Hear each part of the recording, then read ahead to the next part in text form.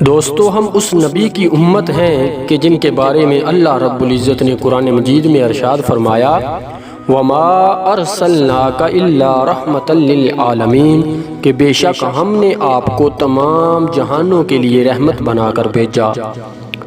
سرکار دو عالم صلی اللہ علیہ وسلم نے اس کائنات میں کسی جانور، کسی انسان، کسی چرند، کسی پرند، خدا کی بنائی ہوئی کسی ایک تخلیق کو بھی اپنے دربار سے دور نہیں کیا۔ اس ویڈیو میں آپ دیکھیں گے کہ یہ چھوٹا سا ہرن کا بچہ یہ پاکستان کے جنوبی پنجاب کے علاقے روہی سے آپ کی توجہ کا منتظر ہے۔ یہ بچہ روز چرواہے کے آنے کا انتظار کرتا ہے اور بکری کا دودھ اپنی ماں کا دودھ سمجھ کر پیتا ہے۔ شاید کہ اس کی ماں زندہ نہیں ہے، اگر زندہ ہوتی تو بچے کو یوں دوسرے جانوروں کا دودھ پینے پر مجبور نہ ہونا پڑتا۔ جب ماں ہی نہ بچی تو بچہ اب کسی در کا سوالی بنے گا، کس در پہ ٹھوکریں کھائے گا، لیکن بڑا ہو جائے گا۔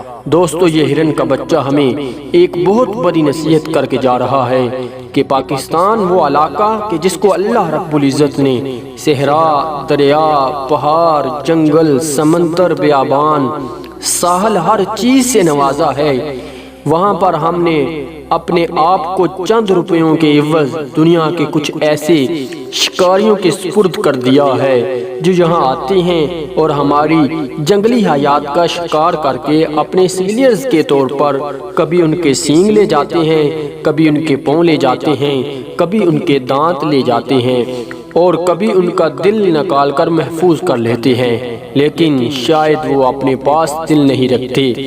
پتھر سے بنے یہ لوگ نہ جانے ان معصوم جانوروں کا قتل کر کے کس چیز کا بدلہ لیتے ہیں۔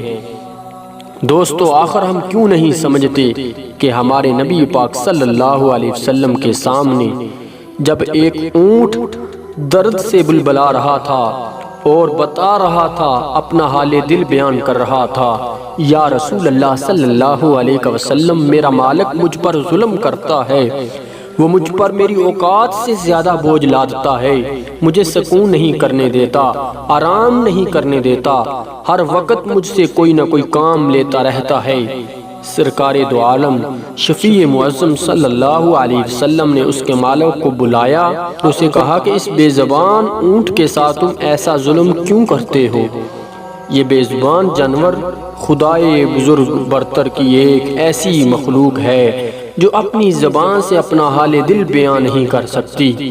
خدا سے اس کے معاملے میں ڈرو اور اللہ تبارک و تعالی سے معافی مانگو، اور آج یہ امت نہ جانے کس سوچ میں پڑی ہے۔